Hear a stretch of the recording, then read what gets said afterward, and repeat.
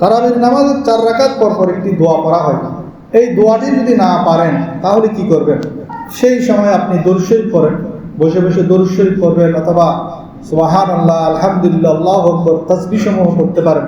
তাও যদি না করেন, আপনি একদম চুপ বসে থাকলেও সমস্যা নেই, তবে দোয়াটি পড়াটা উত্তম। দোয়া না পারলে আপনি দরুদ শরীফ পড়েন। খতম তারাবির ফজিলত হলো রমজান মাসে অন্তত 1 খতম কোরআন তারাবির মাধ্যমে পড়া সুন্নতে মুআক্কাদা। আর পুরো 30 দিন 30 রোজার তারাবির নামাজ, এটাও সুন্নতে মুআক্কাদা। এখন আপনি ধরেন অনেকে 5 দিনে, 7 দিনে, 10 দিনে তারাবির নামাজ খতম ধরে, তাহলে সে একটা সুন্নতে মুআক্কাদা আদায় করলো। 1 খতম করলে সে ধরেন 7 দিনে 1 খতম পড়ে গেল, তাহলে সুন্নতে মুআক্কাদা একটা আদায় হলো, খতম তারাবি।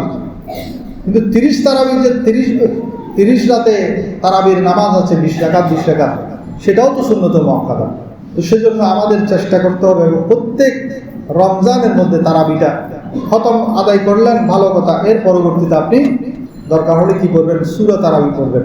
তবুও এই সুন্নতে মুআক্কাদা আমলটি যেন আমরা ইচ্ছাকৃতভাবে ত্যাগ না করি। আল্লাহ তাআলা আমাদেরকে তৌফিক দান করুন। ঘরে তারাবির নামাজ যদি কেউ জামাতে পড়েন তাহলে আদায় হবে, তবে সওয়াব কম হবে। উত্তম হলো মসজিদের মধ্যে পড়া, কারণ আল্লাহর রহমত যত বড় জামাত হয়, সেই বড় জামাতের মধ্যে আল্লাহর রহমতও বেশি নাযিল হয়। অনেকে মসজিদের মধ্যে এসে অলসতাবশত বসে থাকে।